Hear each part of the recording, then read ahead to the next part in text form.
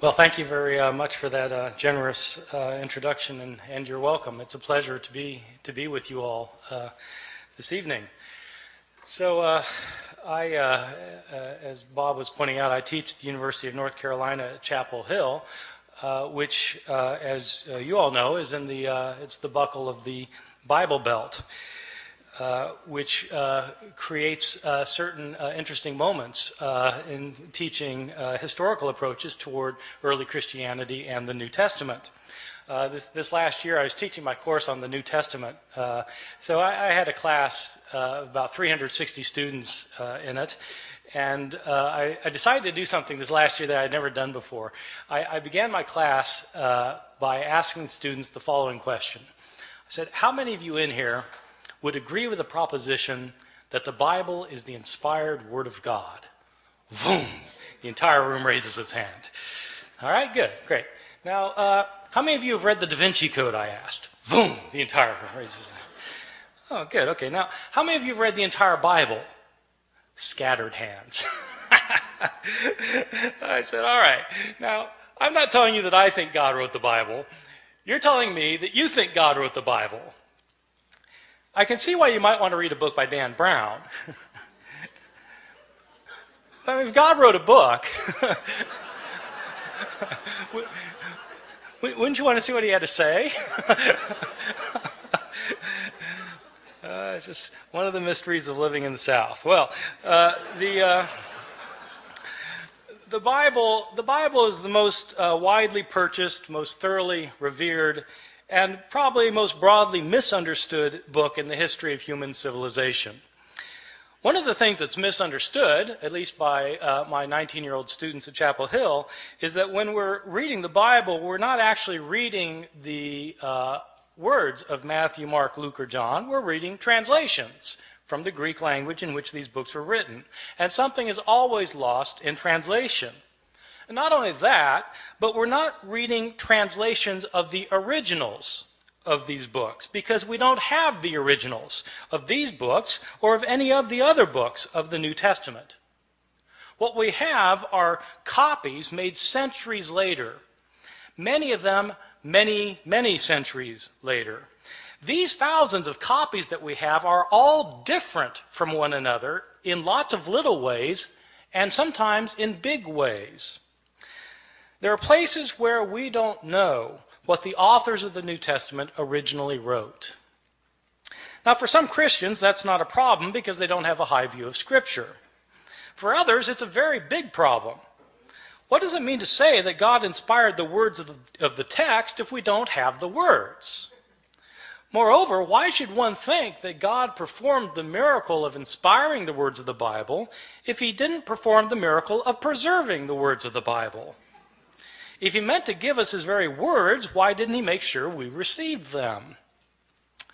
The problem of not having the originals of the New Testament, though, is a problem for everyone, not simply for those who believe that the Bible was inspired by God. For all of us, I think, the Bible is the most important book in the history of Western civilization.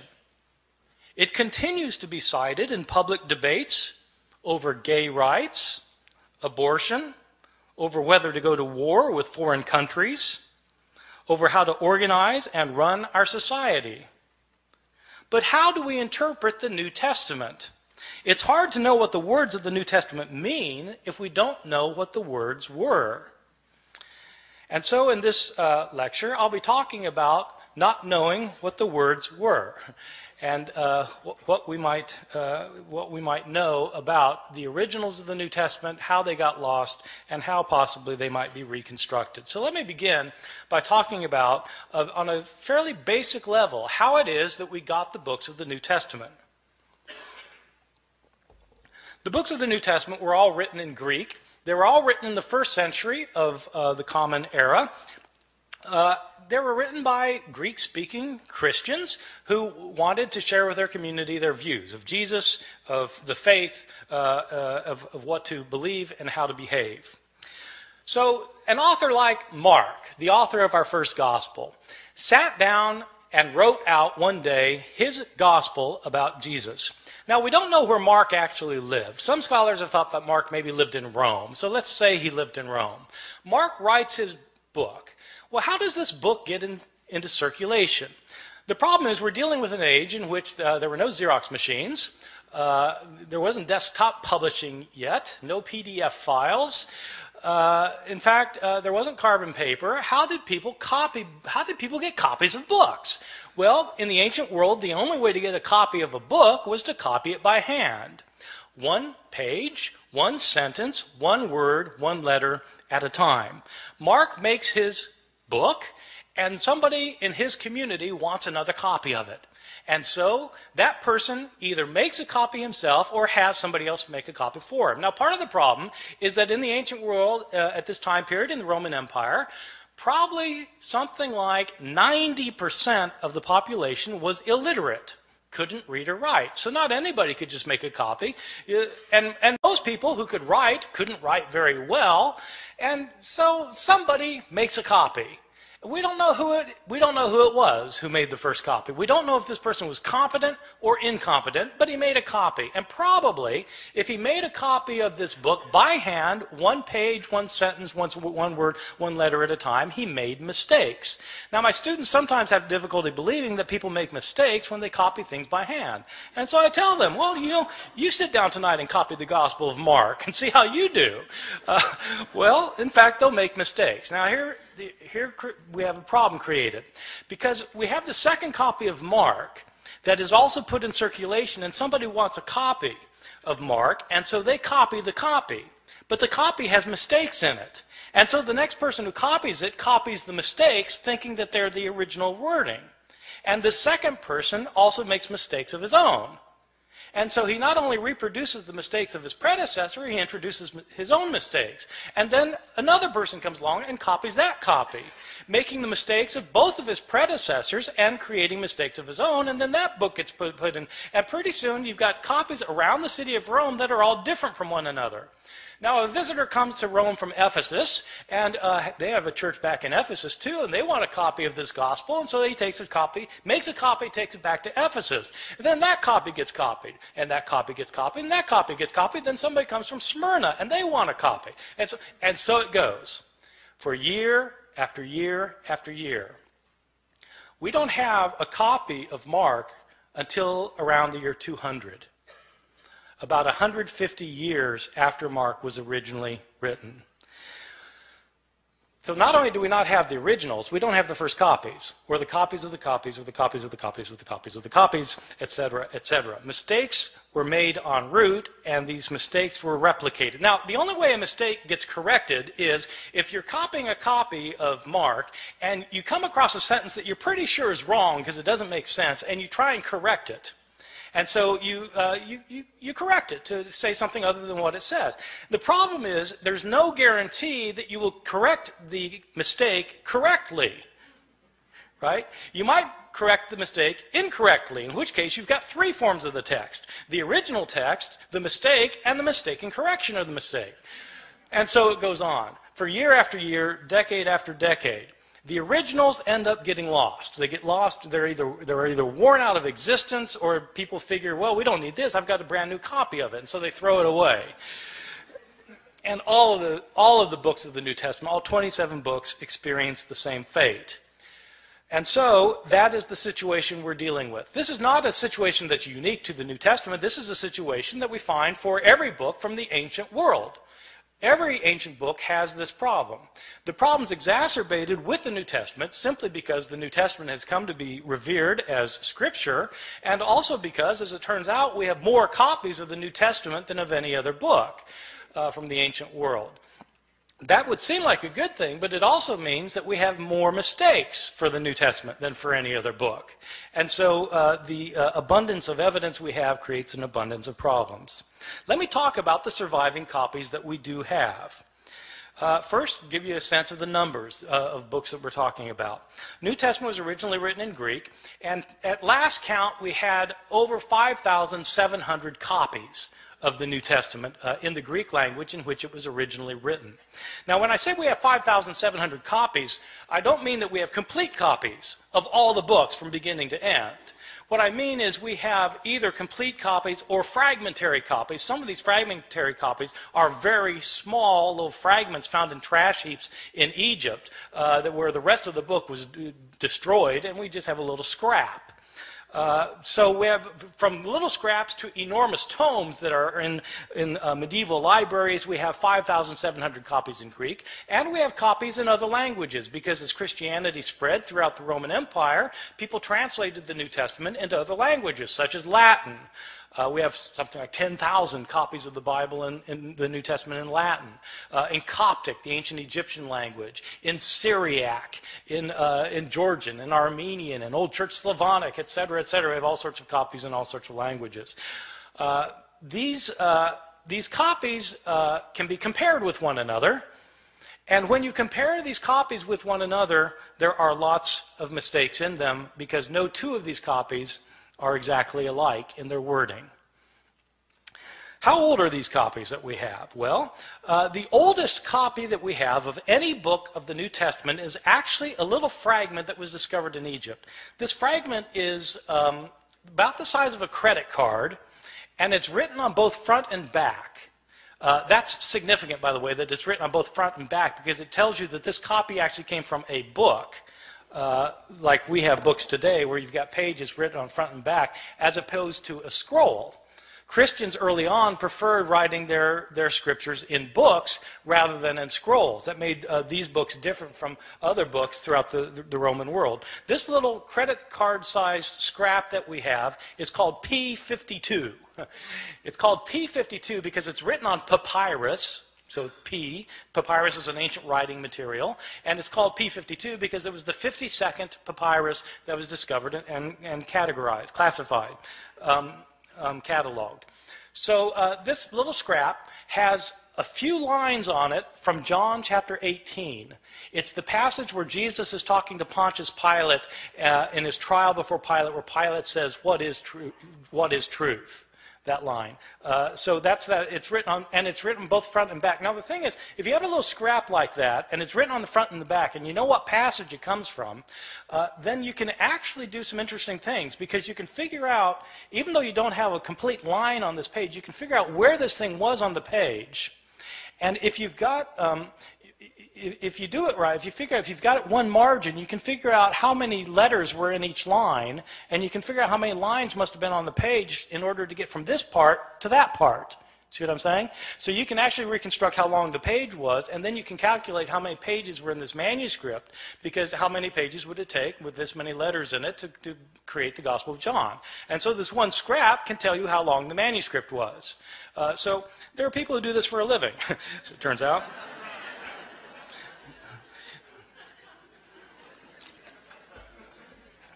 So this is the oldest scrap. How old is it?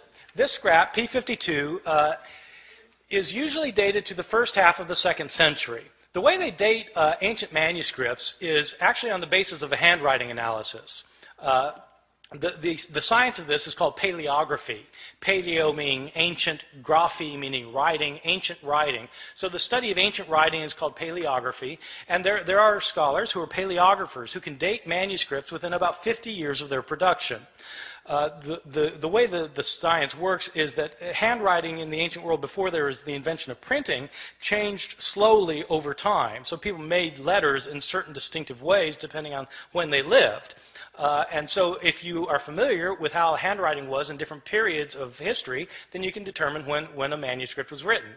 That's the science of paleography. And a good paleographer can get within about 50 years. So this thing, and you need a 50-year gap because some scribe who's copying a manuscript when he's 70 probably is writing the same way he did when he learned how to write when he was 20. And so you need a 50-year gap. So this thing is dated to around 125 plus or minus 25 years. Well, that's pretty early. This is from the Gospel of John. This little piece was probably written about 30 or 40 years after John itself had been produced. So that's pretty good. We don't get a complete copy of the Gospel of John until, again, around the year 200. But we do have this little scrap. Most of the manuscripts we have are not anywhere near this early, though. We start getting full manuscripts at the beginning of the 3rd century, around the year 200, 150, 170 years after Jesus' death. These are about 120 years after most of these books had been written. And we don't start getting numerous manuscripts until the 7th, 8th, or 9th centuries. And then we start getting lots of them, because then you've got monasteries where monks are spending their days copying manuscripts, and we have a lot of their manuscripts. And so 5,700 manuscripts, some of them going back into the 2nd century, none of them being the originals, or within even within a few years of the originals. So with all of these differences, with all of these manuscripts, how many differences are there? Throughout the Middle Ages, it appears that the scholars didn't realize that there was a problem of not having the original text, or very few scholars realized that this was a problem. Even the scribes copying the text, they sometimes would realize there were differences in the manuscripts they were copying, but they didn't make a very big deal about it. The first time somebody made a really big deal about this was exactly 300 years ago this year, in the year 1707. There was a scholar named John Mill at Oxford. I think he's unrelated to the Victorian John Stuart Mill. This John Mill was a scholar of the Bible, and he had spent 30 years looking at manuscripts of the New Testament. Now, this is obviously after the invention of printing, and printers have to decide what text they're going to print, and the problem is they've got manuscripts that have differences among them. And so how does the printer decide which manuscript to print? Well, it's a problem. That's when they started realizing that this was an issue. Well, John Mill wanted to produce a printed edition of the Greek New Testament. He spent 30 years looking at the manuscripts available to him. He had available to him 100 manuscripts, approximately 100 manuscripts. And he printed up his edition of the Greek New Testament, in which he'd give a verse, and then at the bottom of the page he would indicate the places where the manuscripts differed from one another for that verse. To the shock and dismay of many of his readers, when John Mill produced his edition of the Greek New Testament, it included an apparatus at the bottom of the page that cited 30,000 places where the manuscripts differed from one another. 30,000 places where there were manuscript variations among the manuscripts that he had discovered. And the striking thing is, John Mill didn't give all of the differences he found. He only cited the differences that he thought were significant. Some of his detractors claimed that John Mill was working to render the text of Scripture uncertain. His supporters pointed out that he didn't create these differences. He simply noticed that they exist. So what do we know today about the numbers of mistakes in our manuscripts? Well, Mill looked at 100 manuscripts, and now we have 5,700 manuscripts. Nobody knows how many differences there are among the manuscripts that we now have, because nobody yet, even with the development of computer technologies, nobody has been able to add up all of the differences. Sometimes scholars guess there may be a couple 100,000 differences. Some people say 300,000, some say 400,000. There are different guesses. The way I usually put it to my students is in comparative terms. There are more differences in our manuscripts than there are words in the New Testament. More differences in our manuscripts than there are words in the New Testament. Well, this obviously creates a problem. If you want to know what Mark actually said, and all you've got are copies of Mark that are hundreds of years later that have so many differences in them, how can you possibly reconstruct it? Well, that is a problem. Now, having said that we have these hundreds of thousands of differences, I want to emphasize a particular point, which is most of these differences that we have in our manuscripts are completely insignificant, unimportant, and don't matter for a thing. Many of these differences in the manuscripts are so unimportant that you can't replicate them in translation. Okay? In other words, like they changed the word order in Greek, where you would have to translate it the same way no matter what the Greek word order is. So, I mean, it doesn't really matter very much. By far, the vast majority of these hundreds of thousands of differences are significant for nothing more than showing that scribes in antiquity could spell no better than my students can today. And scribes, of course, didn't have spell check. Scribes, in fact, didn't even have dictionaries. And many scribes didn't care how they spelled anything. Sometimes you'll be reading a manuscript and there'll be the same word that occurs, say, 3 times within a couple of lines, and the scribe will spell the same word 3 different ways. He just doesn't care how the word is spelled. Well, so, you've got lots and lots of those kinds of changes, and what do they matter for? They don't matter at all. So, having said there are all these hundreds of thousands of differences, I want to stress that most of them don't matter for very much. Some of these changes, the ones that don't matter, basically are accidental mistakes. Scribes were sometimes tired or sleepy, sometimes they were distracted, sometimes they were inept or unqualified, and they made mistakes. They would leave out a word, they'd leave out a verse, sometimes they'd leave out a page. They just made mistakes sometimes. One of the common mistakes of scribes is actually kind of interesting. Sometimes, in the New Testament, you'll have a saying where you'll have 2 lines that end with the same words. Like Jesus in Luke chapter 12 says that whoever confesses me before people will be confessed before the angels of heaven, and whoever denies me before people will be denied before the angels of heaven. So you've got 2 lines that end with the words before the angels of heaven. And what scribes sometimes would do is they'd copy down the words before the angels of heaven on the first occurrence, and then they'd copy it down, then their eye would go back to the page, and their eye would alight on the second occurrence of the same words. Thinking that that's what they had just copied, they'd go then to the next line and start copying there, and as a result, they would leave out the intervening line. See how that works? That kind of phenomenon is where your eye skips from one line to another. It's called parablepsis. Parablepsis. And when you have words that end a line in the same way, that's known as homoteleuton. So this kind of mistake is called parablepsis occasioned by homoteleuton. It's on my final exam at Chapel Hill. Probably the most egregious mistake in any manuscript of the New Testament, one of my favorites, is in a manuscript that's manuscript 109. It's 109 because it's written on parchment and animal skin instead of papyrus, and it's the 109th manuscript that was cataloged.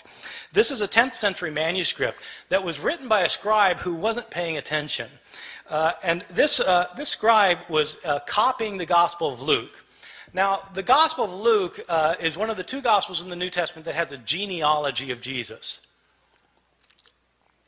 Genealogies usually aren't the favorite reading of my students at Chapel Hill, and I think probably it wasn't the favorite reading of this guy because he wasn't really paying attention to what he was doing. But, in Luke's genealogy is actually fairly interesting because in Matthew's the other gospel that gives a genealogy of Jesus, and it traces Jesus' line all the way back to Abraham, the father of the Jews, in Matthew. Luke doesn't stop there. Luke keeps going. Luke traces Jesus' genealogy all the way back to Adam, as in Adam and Eve. This is a fantastic genealogy.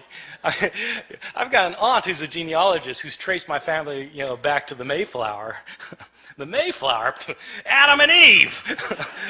So it's, Jesus is supposedly the son of Joseph, who's the son of so-and-so, the son of so-and-so, the son of so-and-so, who's the son of David, son of Jesse, son of so-and-so. It goes all the way back. Isaac, son of Abraham, so back to, Seth, son of Adam, who's the son of God. Okay, this genealogy. It goes all the way back. So the scribe of manuscript 109 is copying a manuscript that evidently gave the genealogy in 2 columns. 2 columns. But the second column didn't go to the bottom of the page. It only went partway down, the second column. So the first column, second column, partway down.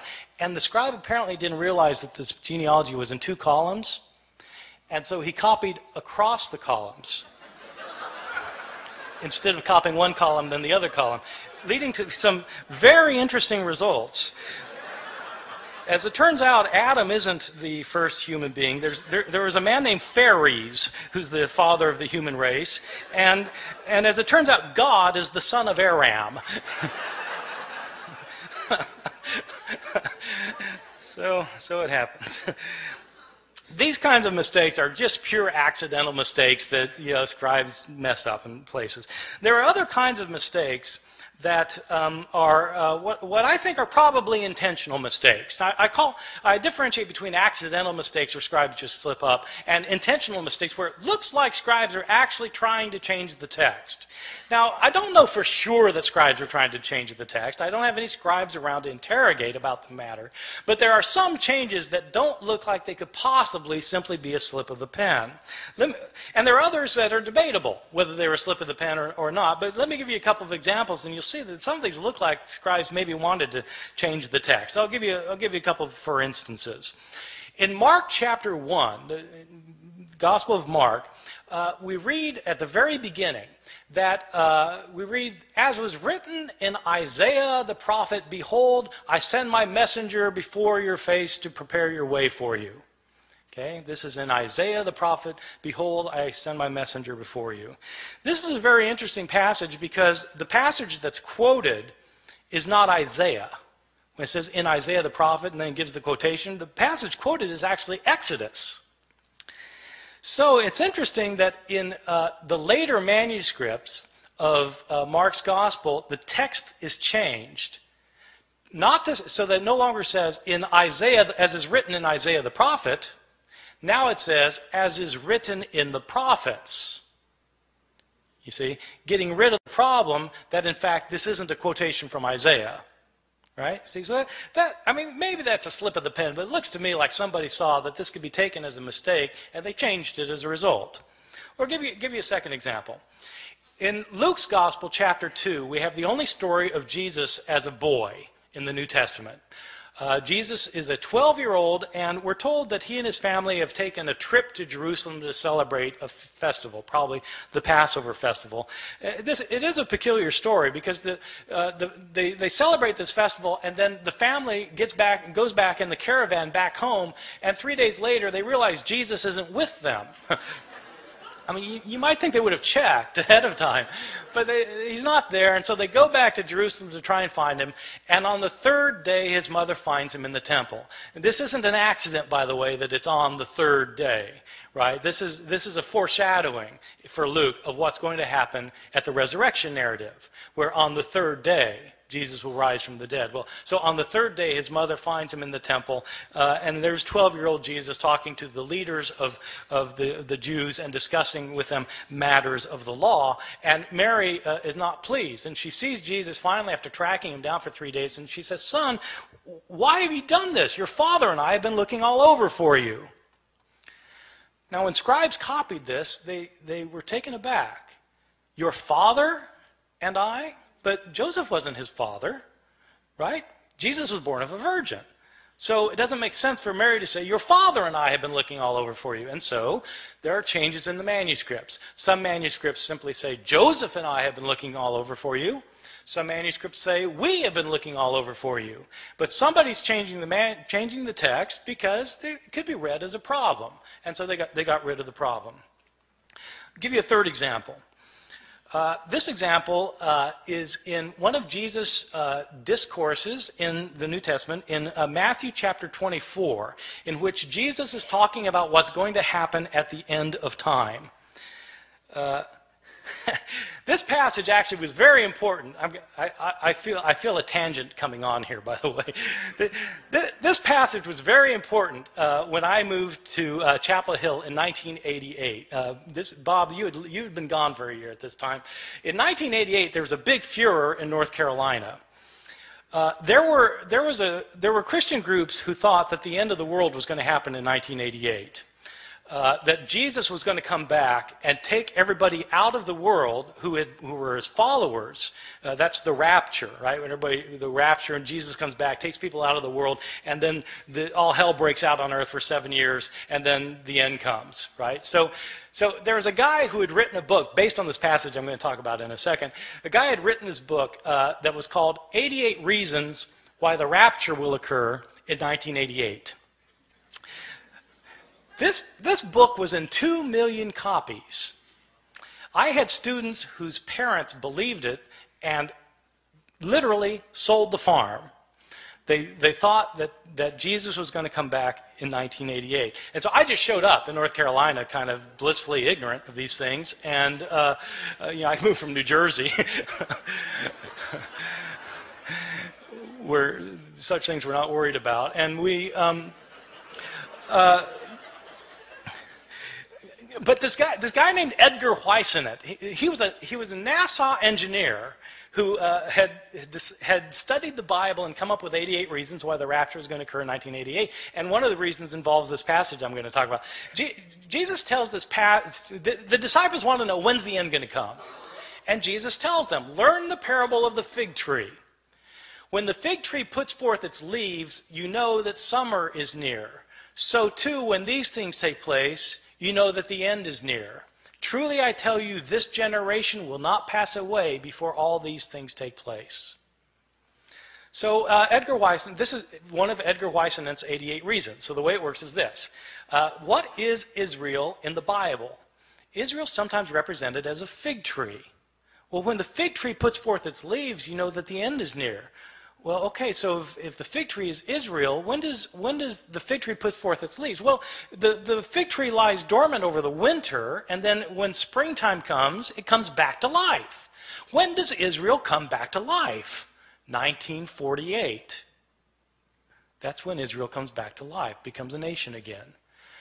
Truly I tell you, this generation will not pass away before all these things take place. How long is a generation in the Bible? 40 years. 1948 plus 40, bingo, 1988. This was one of the 88 reasons. Now, somebody pointed out to Edgar Whisenant that Jesus in the same passage points out that no one knows the day or the hour when the end will come.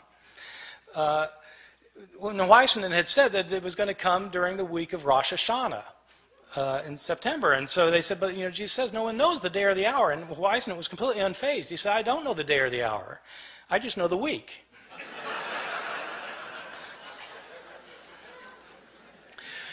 All right, so this passage actually throughout Christian history has been important because people have always been trying to figure out when the end's going to come. So in this passage, Jesus says no one knows the day or the hour, not the angels of heaven, nor even the Son, but the Father alone. Okay, Matthew 24:36. Scribes copying that found it to be a peculiar thing to say, though. Not even the Son knows when the end is going to come? I mean, surely the Son of God is all-knowing. Isn't he omniscient? And so how do scribes deal with the problem? They deal with the problem by getting rid of the phrase. And so in later manuscripts, the phrase, not even the Son, is taken out, so that now Jesus doesn't claim to be ignorant about when the end is going to come. So that strikes me as probably an intentional sort of change. All right, so you get accidental changes and you get intentional changes. I want to talk about some of the big differences that you get in some of our manuscripts, just so you can get an idea of how significant this problem can be. Probably the most familiar story in the New Testament Gospels is the story of Jesus and the woman taken in adultery. I'm pretty sure this is the best known story of the Gospels because it's in all the Hollywood movies. I mean, if you do a movie about Jesus, you've got to have Jesus and the woman taken in adultery. It's so much a requirement that even Mel Gibson, who the Passion of the Christ, which is about Jesus' last hours, has to get this in, and so he has a flashback showing this scene of Jesus and the woman taken in adultery. So the way the story works, it's found only in the Gospel of John, chapter 7 and 8. And Jesus is teaching the temple, and the Jewish leaders they drag this woman in front of him, and they say, she's been caught in the act of adultery. The law of Moses says we're to stone someone like this. What do you say? See, this is setting a trap for Jesus, because if Jesus says, well, yeah, stone her, then he's violating his teachings of love and mercy. But if he says, no, forgive her, then he's breaking the law of Moses. So what's it going to be? Well, Jesus has his way of kind of getting out of these traps, as you know, if you read the New Testament. So what he does in this case is he stoops down and he starts writing on the ground. And he looks up and he says, let the one without sin among you be the first to cast a stone at her. Stoops back down, starts writing again. And one by one, feeling guilt of their own sins, they begin to leave until Jesus looks up again and there's no one left. And he says to the woman, is there no one left to condemn you? And she says, no, Lord, no one. Jesus replies, neither do I condemn you. Go and sin no more. There is a textual variant in a now lost manuscript, which when Jesus, about this line about when he says, "Let the one without sin among you be the first to cast a stone at her." In this one textual variant, it indicates that a stone comes flying out from the crowd, nails the woman in the head, and Jesus says, "Mom, sometimes you really tick me off."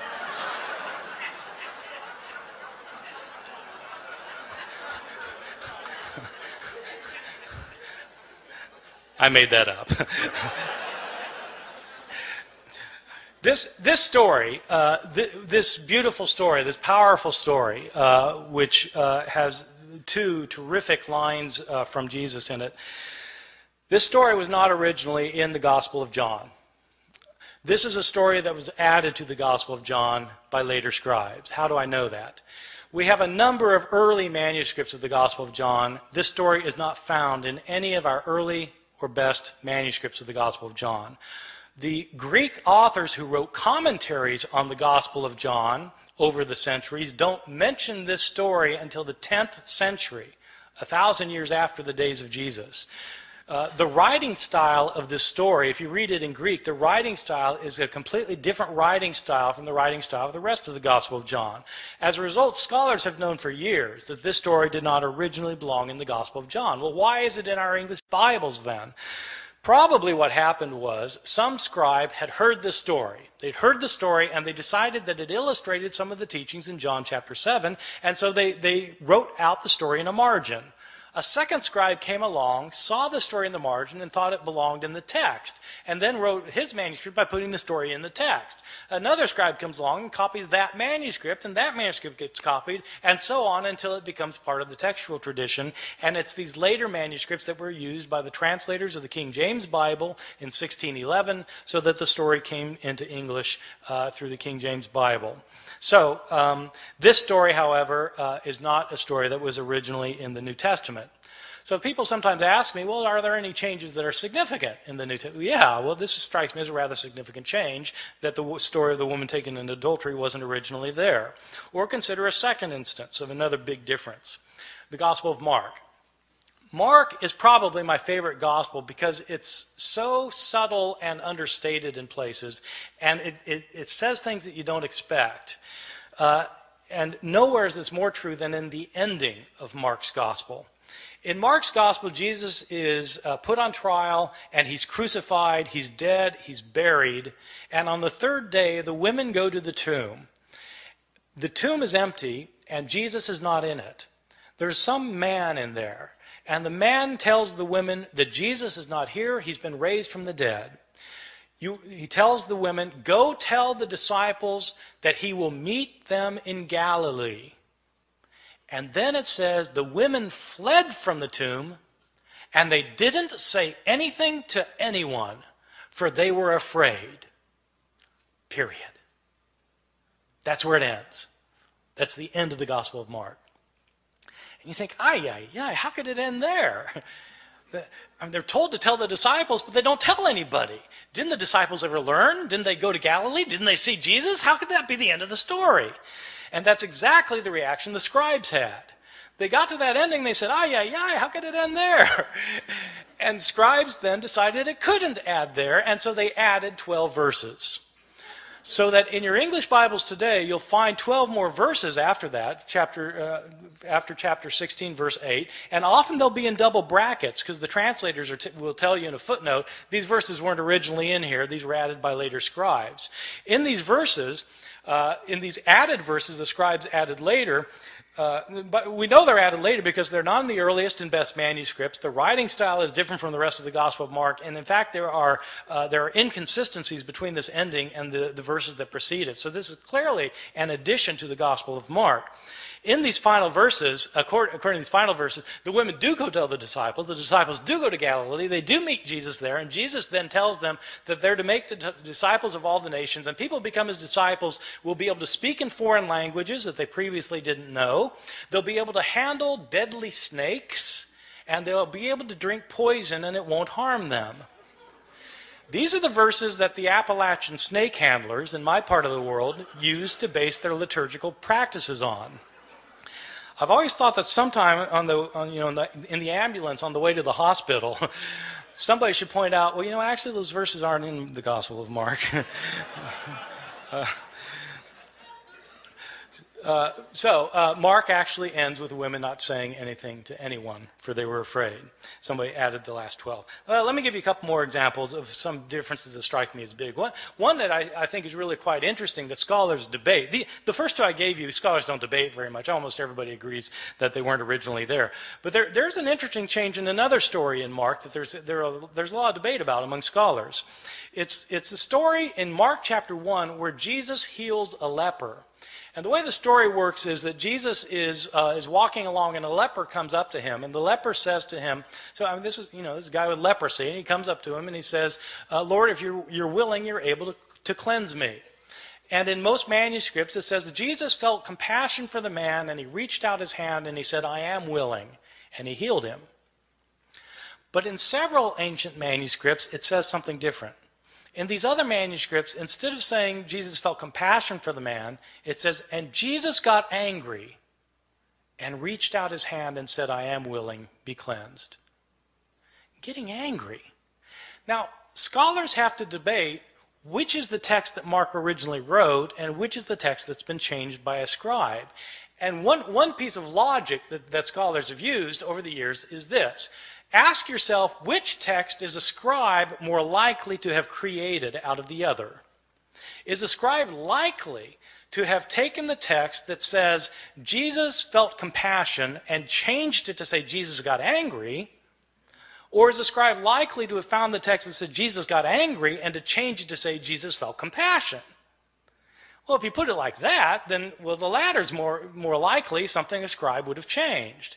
And so this criterion ends up sounding kind of backwards, but the way the criterion works is that the reading that's the most difficult to understand is probably the original one.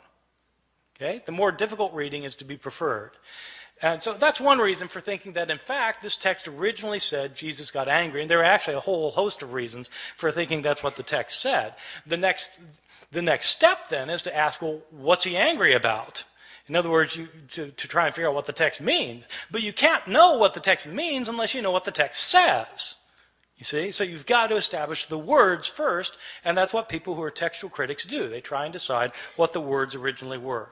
Let me give you one other example, and then I'm going to stop and take any questions that you have.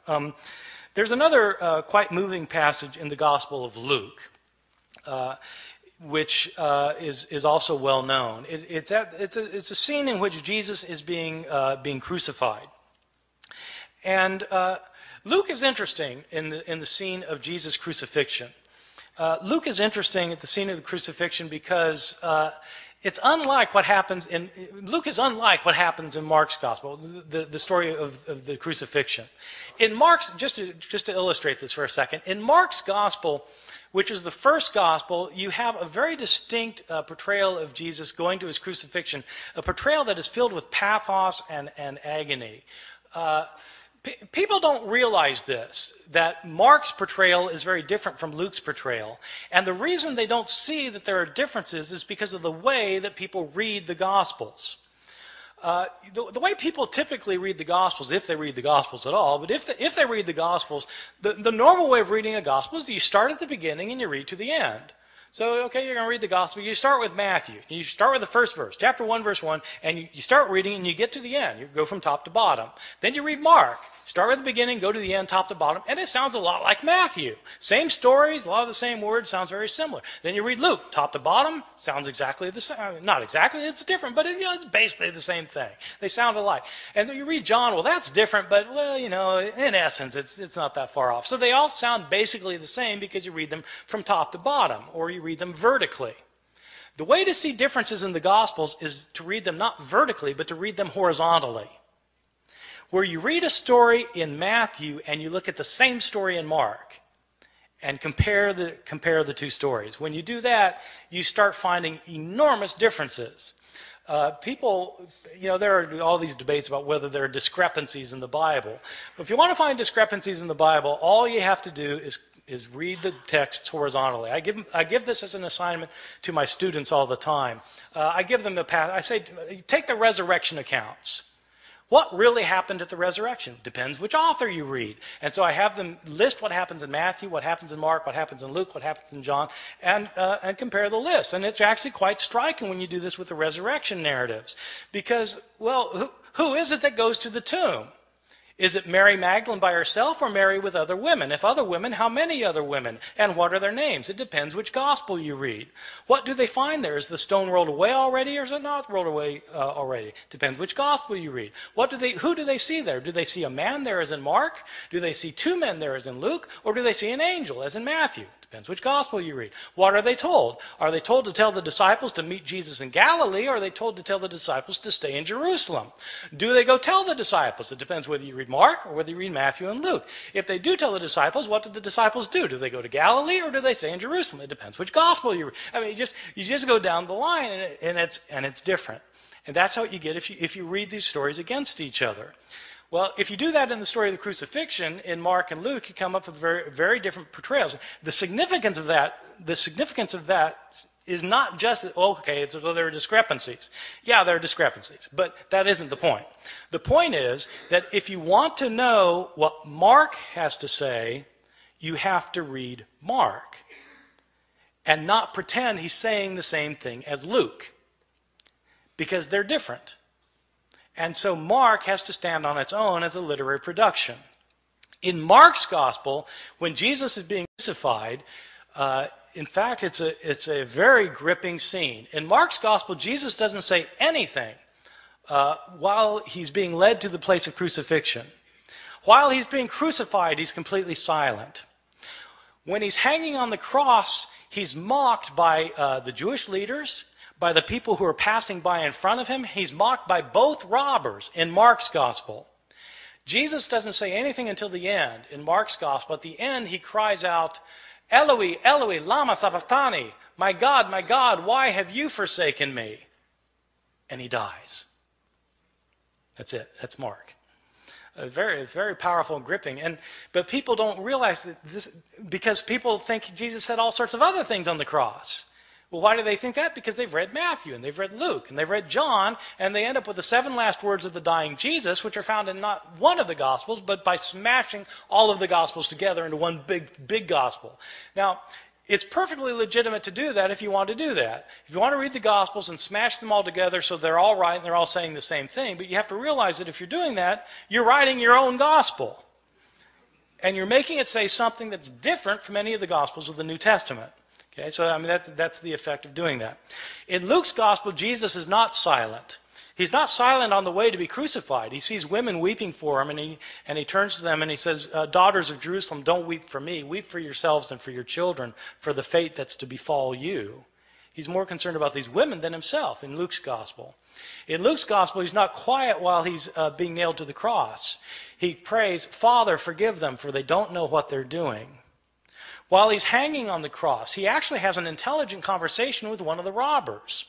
The one guy maligns Jesus. The other robber says to the other person to be quiet because Jesus hasn't done anything to deserve this. And then he turns to Jesus and says, Lord, remember me when you come into your kingdom. And Jesus says, truly I tell you, today you will be with me in paradise. Jesus knows exactly what's happening to him in Luke's gospel. Not in Mark, but in Luke, he knows exactly what's happening to him. He knows what's going to happen to him after it happens to him. He's going to wake up in paradise, and this guy's going to be next to him. And at the end, the most telling thing of all is that Jesus, instead of crying out, my God, why have you forsaken me? He doesn't say that in Luke. What he says is, Father, into your hands I commend my spirit. And he dies. In Luke's gospel, Jesus is completely in control of the situation. He knows what's going on. He knows why it's going on, unlike Mark, where he seems to be in doubt. This verse about Father, forgive them, for they don't know what they're doing, is a very interesting verse. In early Christianity, this verse was interpreted not as a prayer of forgiveness for the Romans who were crucifying him. It was interpreted as a prayer for the Jews who had turn Jesus over to the authorities. Jesus is asking for forgiveness for the Jewish people in the interpretation of the early Christian interpreters of the passage. That makes it striking that in some manuscripts from the early years, this prayer is omitted by some scribes. Why would scribes take that lovely verse out? Well, it should be obvious why they took it out. They took it out because they interpreted it as a prayer of forgiveness for Jews, and these scribes didn't think God had ever forgiven the Jews. In the 2nd and 3rd centuries, Christians started saying that Jews are guilty for the killing of Christ, and that, in fact, the destruction of the city of Jerusalem in the year 70 by the Roman armies was a punishment by God given to the Jewish people for rejecting their own Messiah. In the 2nd and 3rd centuries, we have Christians who are saying that Jesus was God, so that when Jews, they would say, when Jews were responsible for the death of Jesus, we have some authors saying Jews are guilty of deicide. Jews have killed God, and God held them responsible. What's a scribe who thinks that going to do with his prayer of forgiveness? He's going to take it out, and that's exactly what happens. Some of our early manuscripts are missing the prayer. They're missing it because scribes have changed it for reasons of their own. These are some of the big differences that you can find in the New Testament manuscripts, and there are all sorts of differences that you find. Some are related to theological disputes of early Christianity, where scribes have changed the text to make it coincide more closely with their own theological views. Some of these changes have to do with relationships of Christians and Jews. Some of these changes have to do with Christian understandings of women. There continue to be debates today in churches, Christian churches, about whether women should have leadership roles. Well, these debates often hinge on verses that have been changed by scribes. You can guess which way scribes changed these verses. In the 2nd and 3rd centuries, when women's roles were being suppressed, all of a sudden manuscripts start showing up in which women are told to be silent in the churches. This is the sort of change that scribes made. The textual critic is somebody who tries to deal with this phenomenon of manuscripts that have so many changes in them. There are actually two things that a textual critic does. One thing that is, of course, primary importance is to figure out what an author actually wrote. Because you can't interpret an author, whether you're talking about Plato or Aristophanes or Homer or Mark or Matthew or Luke or John. You can't interpret what an author said unless you can't interpret what he said unless you know what he said. You've got to have his words, and so textual critics try to reconstruct to the best of their ability what an author actually wrote. A textual critic also, though, is interested in knowing why the text got changed. Why did scribes change the text? I mean, it's interesting to see that sometimes they fell asleep, but beyond that, what kind of theological motivations were there for changing the text? What kind of ideological influence were affecting these scribes? When we know more of that kind of information, we're better able to understand both the scribes and their own historical context as people living in the early centuries, especially the early centuries, a time period about which we have very little information about Christianity otherwise. Thank you very much.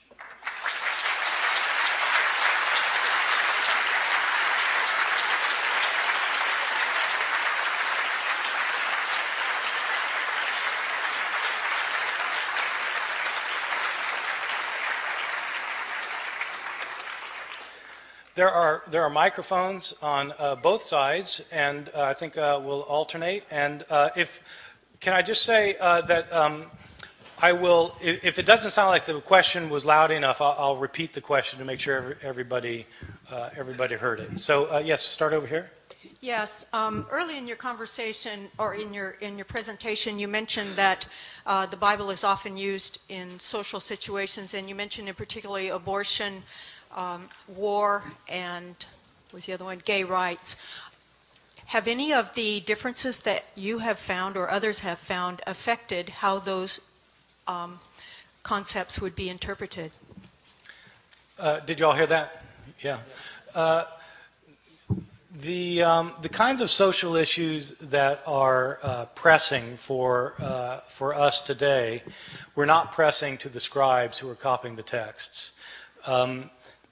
They simply had a whole different range of issues that they were far more concerned about. And so the passages that people leap on today to try and resolve certain kinds of issues simply didn't have that kind of importance to most of the scribes. So the answer is no. Most of those passages weren't affected. Yes? Are you familiar with the Book of Urantia? Every time I give a talk, I have people ask me to read it, but I have not yet done so. Well, it's an interesting read because often there's an expanded text on, might be one line in the New Testament, and in Urantia there might be 3 paragraphs. So Yes. I commend it to you. Okay, thank you. Yes. Your comments on 2 other books, one of them The Gospel of Judas and the other The Sword of Christian, Constantine. Also, I'm an Ehrman. Really? How do you spell it? Ehrman. Oh, okay. Go for it. Yeah, okay, he's asking about 2 of the books, the Gospel of Judas Iscariot. Yeah, actually, let me tell a story about the Gospel, because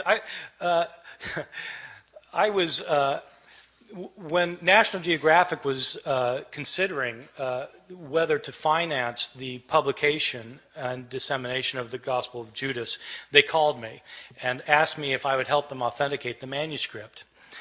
Which was my first indication that National Geographic absolutely had no clue what they were doing with this manuscript, because it's written in Coptic, which I can read Coptic, but I'm not a Coptic scholar, right? And so I told the woman who had called me, I said, well, look, you need a Coptologist to do this. She said, oh yeah, great, okay, what's a Coptologist? A Coptologist is an expert in Coptic language who can, and she said, well, what we really want to do is date this manuscript. And I said, oh, well, to date the manuscript, then you need to get a paleographer. She said, oh, okay, great, yeah. What's a paleographer? Yeah. So then she said, well, really what we really want to do is carbon-14 date the manuscript. Are you able to help us with the carbon-14 dating? So yeah, right. Every Friday night I carbon-14 date manuscripts. So, no, I can't help you with carbon-14 dating. You need a scientist for that. I said, look, I'll find you a Coptic paleographer and you find a scientist who can carbon-14. And they said, well, we want you to be involved with this though, because we want somebody who's interested in early Christianity and knows about Gospels that didn't make it in. I said, no, I'm happy to be involved. I said, but I said, where's the manuscript? She said, well, it's in Geneva. I said, okay, count me in. And so we went to Geneva. I have a friend, a guy named Stephen Emmel, teaches in Germany, who's a Coptic paleographer, and called him up. And I said, Stephen, I don't know if you've heard these rumors, but the Gospel of Judas has turned up. And Emmel says, yeah. He says, you know what? I think I saw it 20 years ago. I said, oh my God, you want to see it again? I said, yeah. I said, okay, let's go to Geneva. And so we did. So the Gospel of Judas is it's the most recent discovery of an early Christian text. It was actually discovered 30 years ago now, 1978. But it's a very long story. It was unknown basically to everybody until just 3 or 4 years ago, when it finally got into the hands of competent scholars and conservationists who could put it back together, because it was fragmented in 1,000 pieces. But it's a very interesting gospel because it's a gospel that is a Gnostic gospel that talks about how this world we live in is not the creation of the one true God, but is a creation of lower, inferior divinities. And the point of salvation is to escape this world. Okay, if you all know Gnosticism, I'm sorry, I'm taking a little longer on this than I should, but if you know the world of Gnosticism, the Gnostic Gospels, Gnostic Christians were people who felt like they were entrapped in their bodies in this world, that they were imprisoned in bodies, and that because the creator of this world wasn't the one true God, it was a lower divinity. So the way I illustrate this with my students is, how sometimes people feel like they're alienated in this world, like they look around, they just don't feel like they belong here. They look around and this world just doesn't make sense to them. I felt this way till the last election, actually.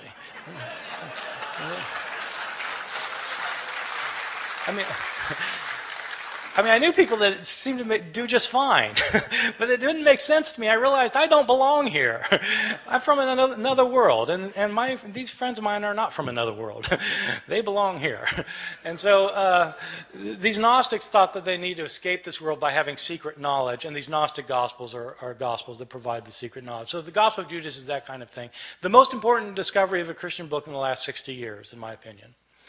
The other question was about the Sword of Constantine, written by James Carroll, which is, I think, a terrific book, a really good read, basically about Jewish-Christian relations, in short, but how the relationship of Christianity and Judaism changed when the Emperor Constantine became a Christian. I think that's a very fine book. Yes. I was wondering if you would say a word about Marcion, and also if you would consider First Clement to be a first-century witness to the text of 1 Corinthians. Oh, wow. I feel like I'm in my doctoral exam all of a sudden. Wow. Okay. Yeah. Okay. Marcion. The short on Marcion. Marcion was probably the most important Christian thinker of the 2nd century. He was a kind of a teacher-philosopher type from Asia Minor, who took the Apostle Paul very seriously when Paul differentiated between the gospel of Christ and the law of the Jews. Paul thought that a person could not be made right with God by keeping the requirements of the Jewish law, but a person had to have faith in Christ. And so this differentiation between law and gospel for Marcion became an absolute differentiation, that the God who gave the law could not be the God who gave the gospel. So that Marcion taught that there were actually two different gods, that the God of the Old Testament was in fact a different God from the God of Jesus, that the God of Jesus in fact tried to save people from the condemnation of the God of the Jews. The idea is the God of the Jews created this world, gave Israel the law, everybody breaks this law, and so this Jewish God condemns them. Justly. I mean, they broke the law, so they're condemned. Jesus comes from a higher God who never had anything to do with this world before Jesus showed up. Jesus came to save people from the wrathful God of the Jews. And so Marcion tried to propound this point of view and won a lot of converts. In fact, in his day, he was extremely successful. There were a lot of Marcionite churches that started up. And in some parts of the Christian world, it looks like this Marcionite understanding of Christianity was the dominant form of Christianity. In this form of Christianity, the Christian Bible didn't have an Old Testament, because that was the book of the Jews.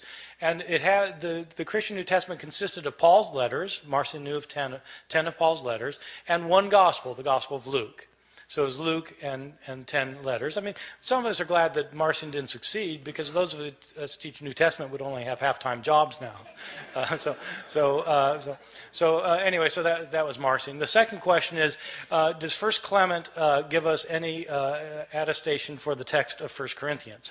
So First Clement is a book that is in a collection called the Apostolic Fathers. It was probably written in the mid-90s, and so it was actually written before some of the books of the New Testament. It was written to the church in Corinth by the Christians of Rome. And it was actually kind of an interesting situation that led to this letter. There apparently was some kind of ecclesiastical coup in Corinth, where the leaders of the church had been ousted somehow or other. We don't know how. And some other people had taken over, and the people in Rome didn't like it. And they tried to reverse this coup that had happened. And so this author then is writing to the church in Corinth to try and straighten things out. And this author knows about 1 Corinthians, and in fact reflects a lot of Paul's letter of 1 Corinthians, which was written about 30 years earlier. I don't think it gives us any help for knowing the text of 1 Corinthians, if by that you mean, does it help us reconstruct what the actual words of 1 Corinthians were? I don't think it helps us with that, but it does reflect many of the themes that you find in 1 Corinthians. Yes. With the possible exception of Matthew 24, where Jesus says, not even the Son knows, none of the textual examples that you've given tonight pose any problem for fundamental Christian doctrines. And I'm wondering if there are textual examples that are more threatening on that front. My second question is, to what extent were canon and textual problems discussed at Nicaea? Okay, the second question is quite easy. To what extent were the formation of the canon of the New Testament and the text of the New Testament discussed at Nicaea? The answer is not at all. The Da Vinci Code says they were, so yes. Who should I believe? Yes. Right. I think you need to trust Dan Brown. He did a lot of research for this book. He learned, for example, that Leonardo's name was really Da Vinci.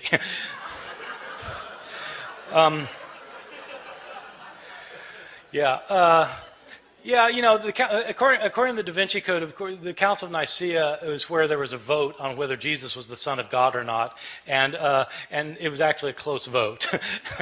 And that is completely bogus. Everything he says about the Council of Nicaea is absolutely wrong. The Council of Nicaea didn't talk about the formation of the canon, which books would go in, which books would go out. Constantine had no role to play in that decision at all, nothing to do with it, so far as we know. So that's just... that's something he came up with. That is no bearing on historical reality, I think. Are there textual changes that affect Christian doctrine? Well, it kind of depends how you look at things. There certainly are passages that affect Christian doctrine. There are passages in which scribes changed passages to emphasize that Jesus was divine. They changed other passages to emphasize that he was human. And so they wanted to emphasize that he was both human and divine. And so they changed passages so that it would look that way. One passage in particular is kind of interesting that is directly related to Christian doctrine, is that the doctrine of the Trinity is not explicitly taught in any passage of the Bible. In other words, the doctrine that there are three gods... yeah. Sorry.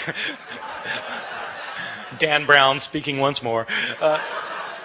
The doctrine that there's one God manifest in three persons, that these three persons are each individually completely God, but there's only one God. Not three gods, but one God, but not one person, three persons. So the three in one. This is not taught in any passage of the Bible except 1 John chapter 5, verses 7 and 8, in which the author says that there are three witnesses in heaven, the Father, the Word, and the Holy Spirit, and these three are one.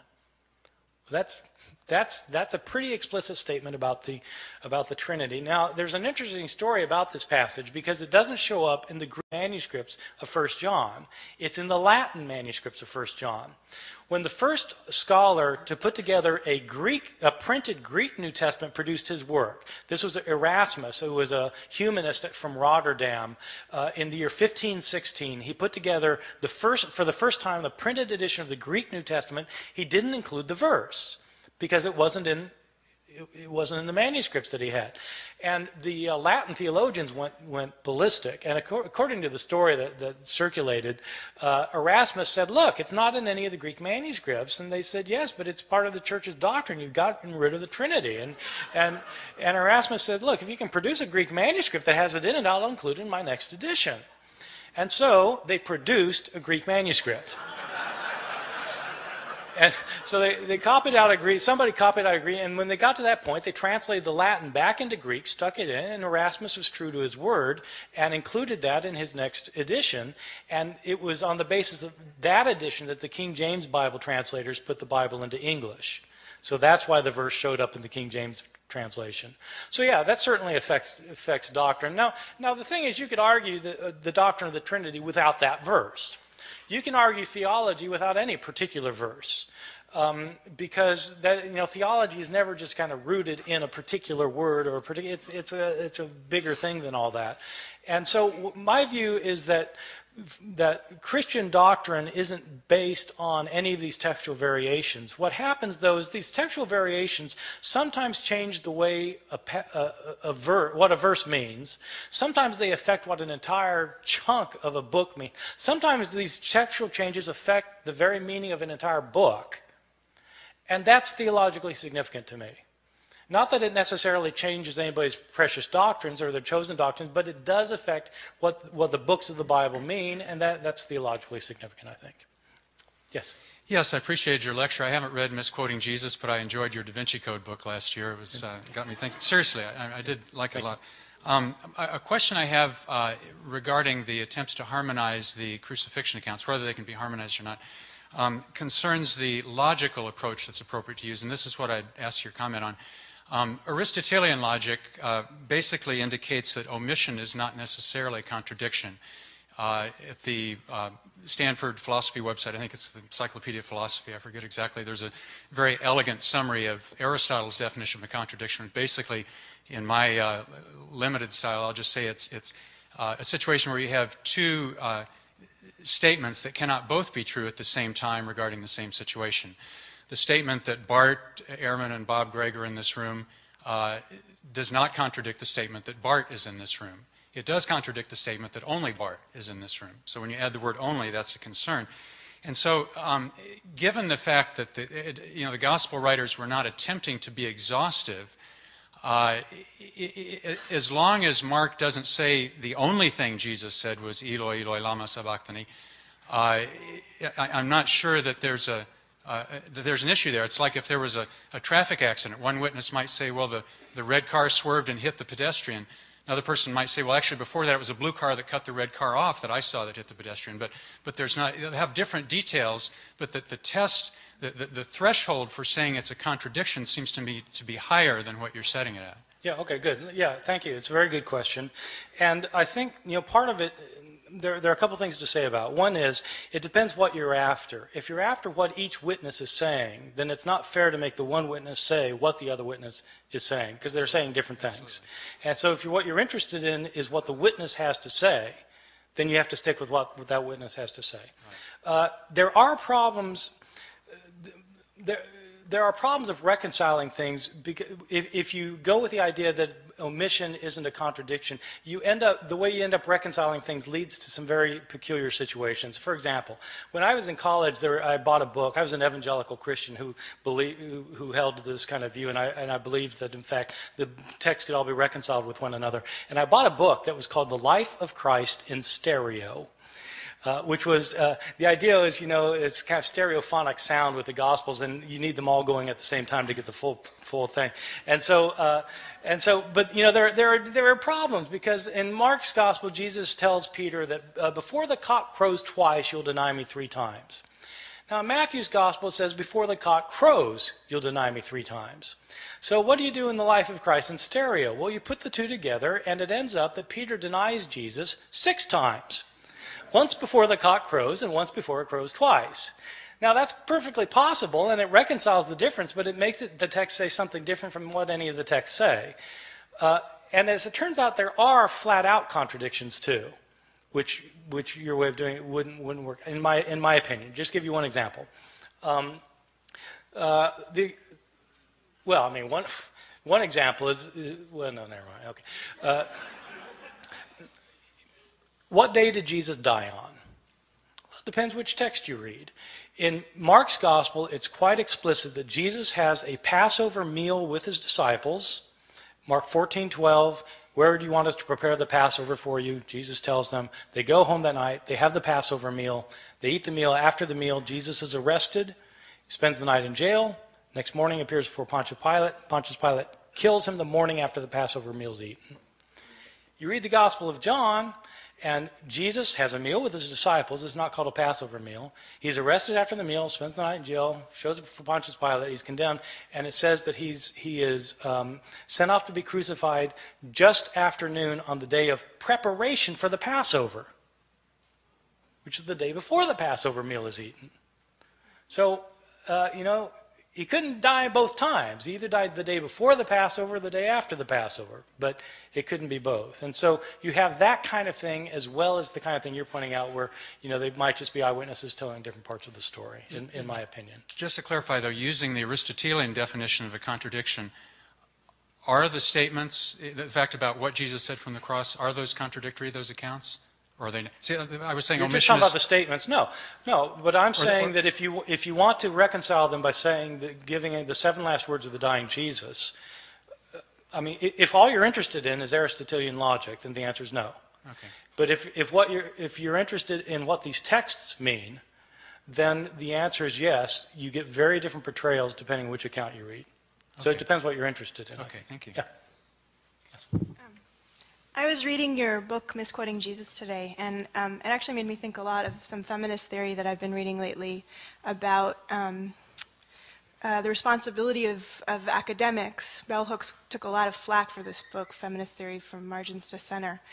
And so I'm reading Misquoting Jesus and thinking this is essentially a book with an argument about philology that is accessible, readable, and does not sacrifice the complexity of the argument. So one, as an aspiring academic, what's your secret? And 2, do you have a philosophy about what our responsibility as academics is, and how do you think about who your audience is? Yes, thank you. Well, thank you for the compliment. And, yeah, you know, the reality is that most academics don't know how to talk to a normal human being.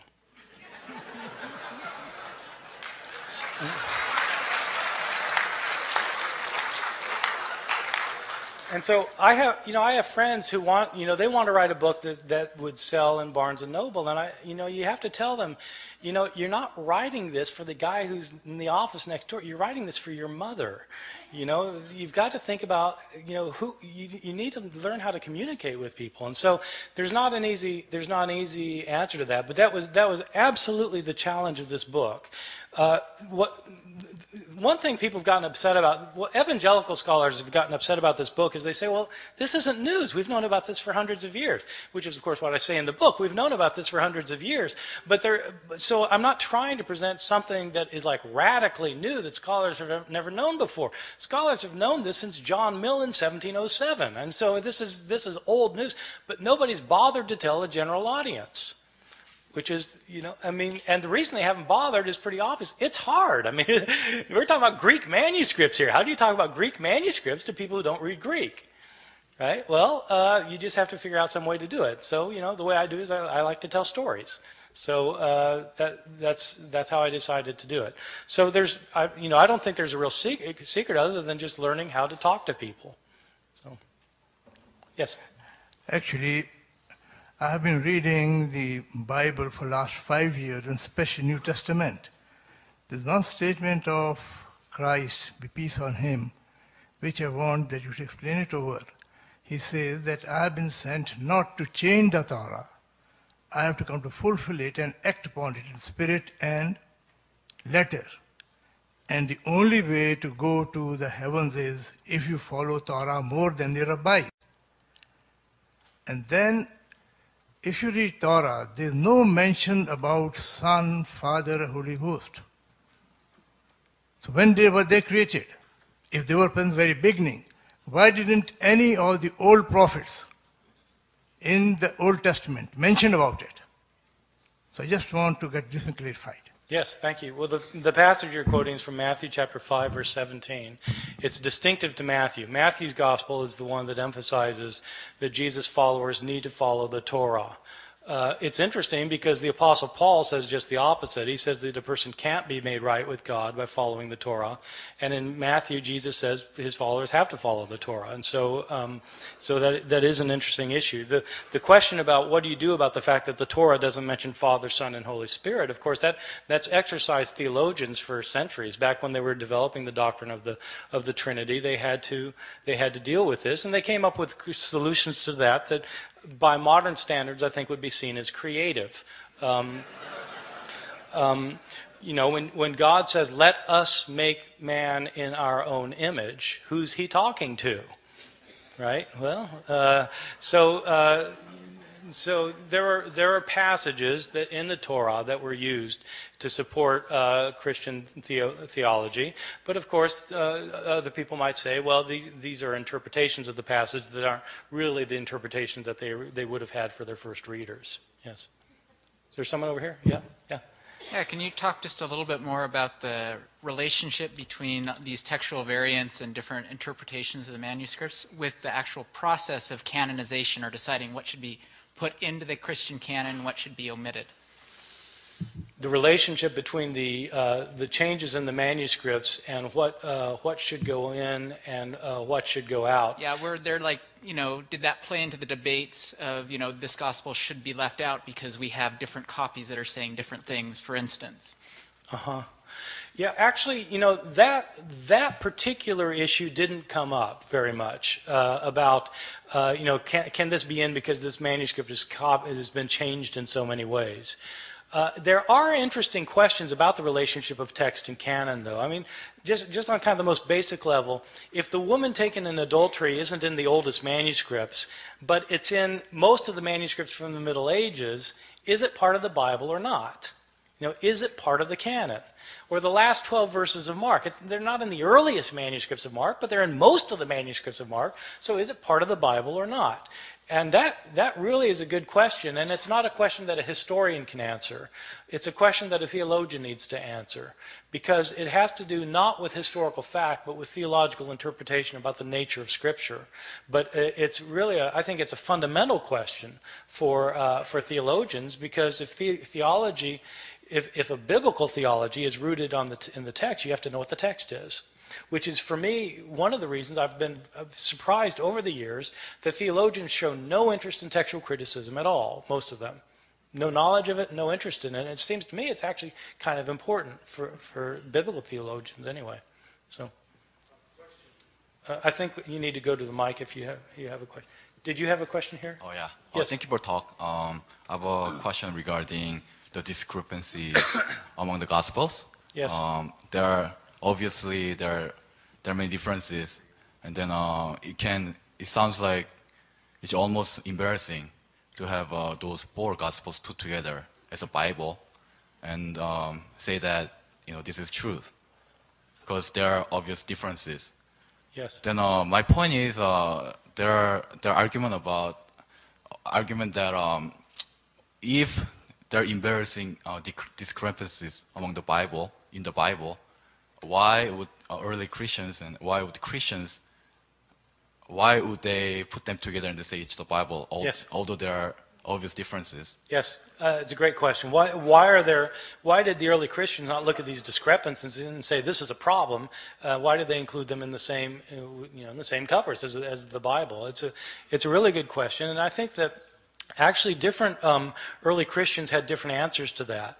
One early Christian in the 2nd century was a guy named Tatian, whose answer to this was that you've got these 4 accounts, and this guy Tatian actually produced a Life of Christ in stereo for Syriac reading Christians in the 2nd century.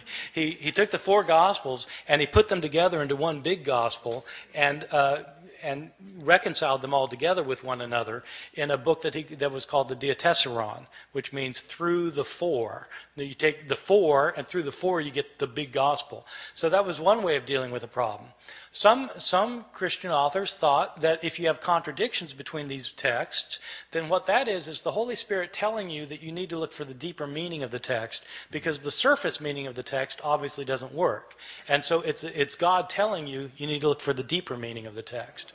And the reality is that most Christians in the 2nd, 3rd centuries down to today never realized that there are differences.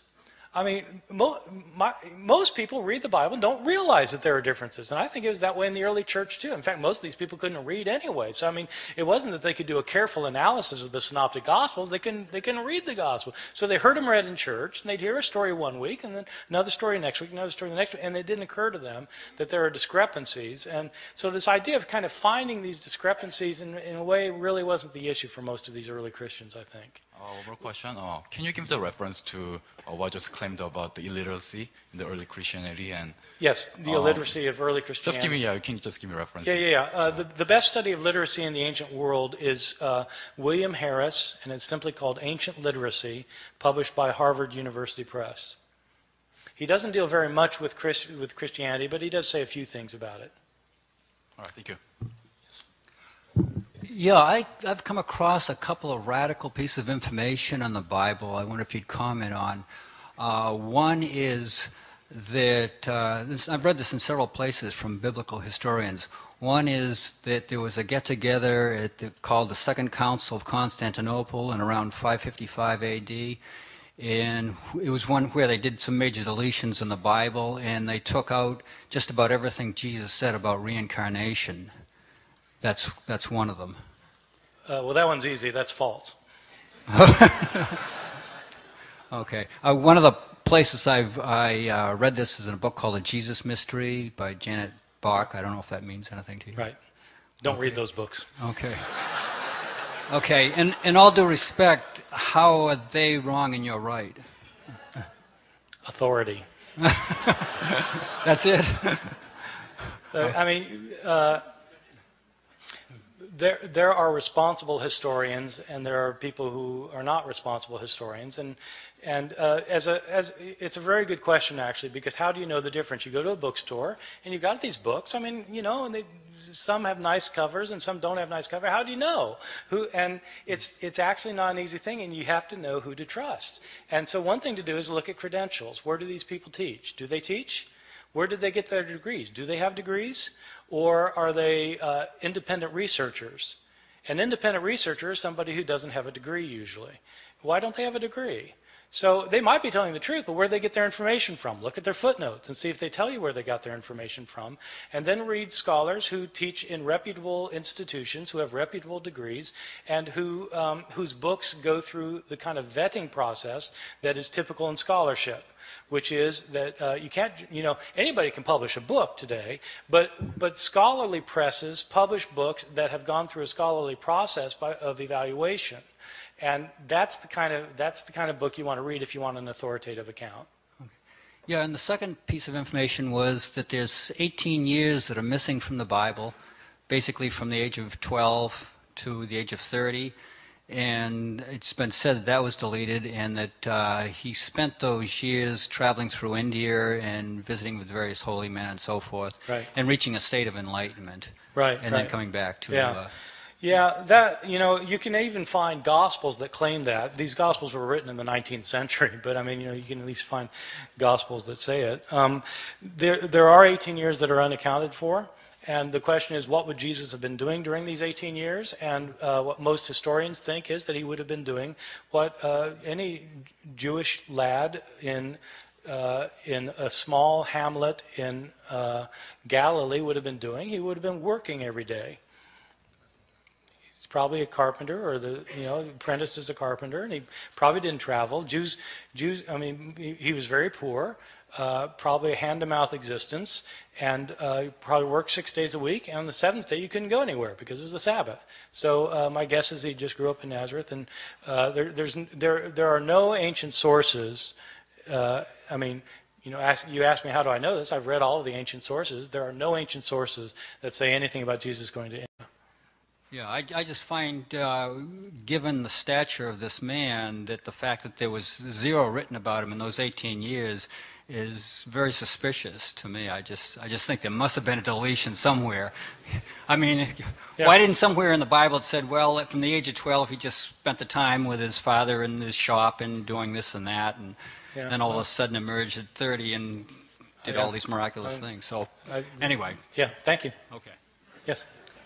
My question concerns essentially languages. If I understand correctly, and I'm not a biblical scholar, but I've done a little bit of work, most of what is written is from 30 years, the earliest would be some of the earlier letters of Paul, to 60 and further on years later after Christ passed on, much of which is either in Greek or in Latin.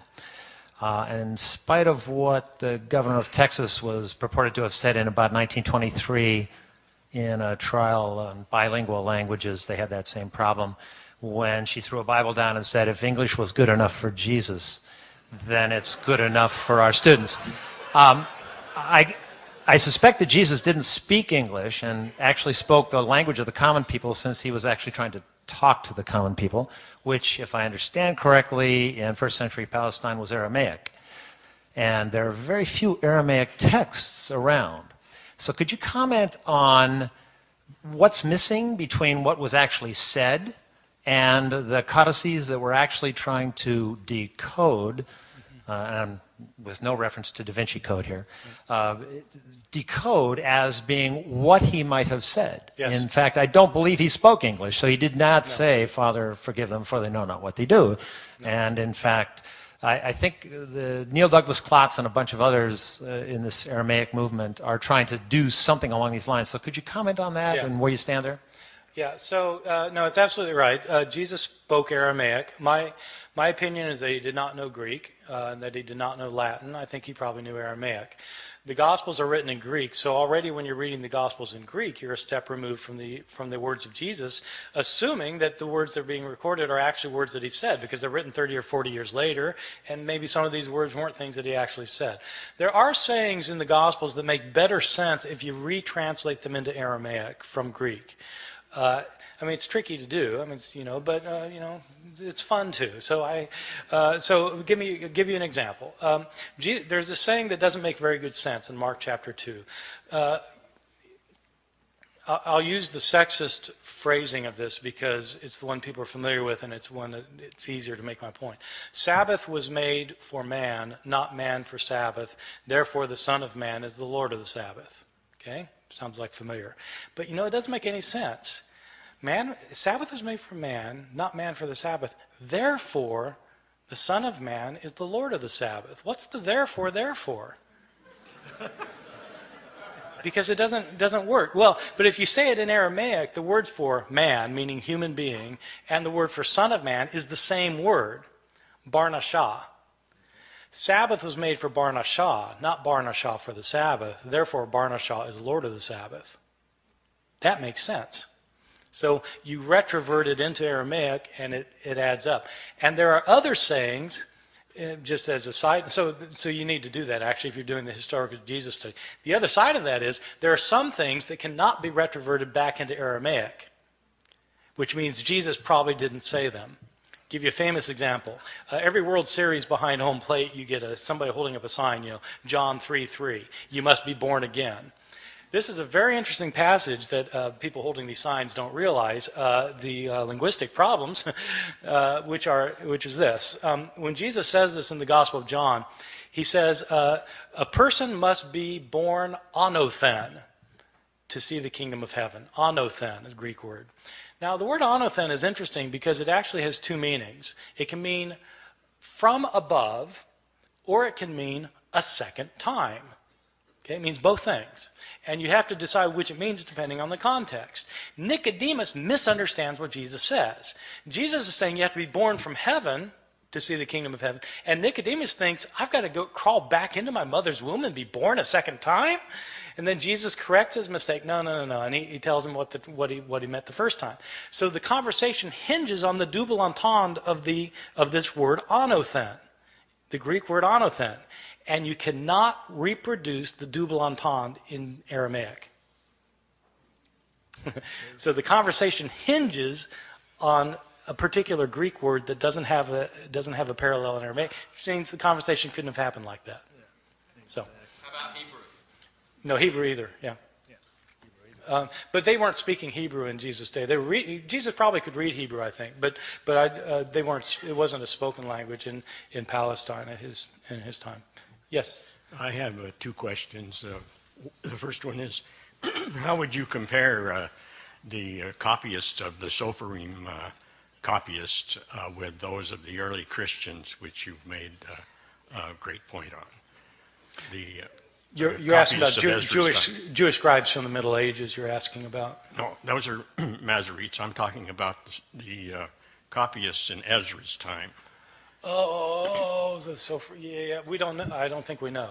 What a lot of people say when I give a talk on this about the New Testament is they point out that what they say is, well, Jewish practices were to copy everything meticulously, exactly, and they're usually thinking about the Masoretes. In the Middle Ages, there were Jewish practices that were extremely meticulous, but I don't think we know very much about copying practices in antiquity, especially in the Persian period, because we just don't have the kind of evidence we need. Thank you. The second question was, may I have your autograph? Yes, you may. I'm going to take one more question because this fellow, and then I'm going to stop. Yes. In some of the ancient cultures, there were oral traditions that seemed to be designed to preserve a certain passages orally very exactly. Is there any evidence from early Christian times that there, in some corner of Christendom, such traditions were there, and what would they say about the passages? Yes, were oral traditions such that the traditions were being kept intact over the years with the retelling. And there have been New Testament scholars who've argued that Jesus was a rabbi who taught his disciples certain things, and they memorized these things so and they passed them along without changing them orally. That idea has run into trouble on two grounds. One is that there have been anthropological studies of oral societies that have shown that in most oral cultures it actually doesn't work the way we would think it would work. Well, the way we think it would work is that if you can't write something down, that you'd probably want to remember it exactly because you don't have a way of writing it down, so you'd want to remember it exactly. But that idea that you would want to remember it exactly, in fact, is a product of written cultures. In oral societies, that isn't how they think, because they think, I mean, most people in oral cultures know that in an oral presentation, you change the story depending on the audience, the situation, the need at hand, et cetera, et cetera. So there's that. The other thing is that there's a way to check whether the stories about Jesus were being passed along without changing or being changed orally, and that's the fact that we have several different authors who have written down the things Jesus allegedly said and did, and you can compare them with one another. And when you do that, there are discrepancies. So it looks like people are changing the stories both orally and at the written stage, I think. Okay, I need to stop there. Thank you very much. I've enjoyed being with you.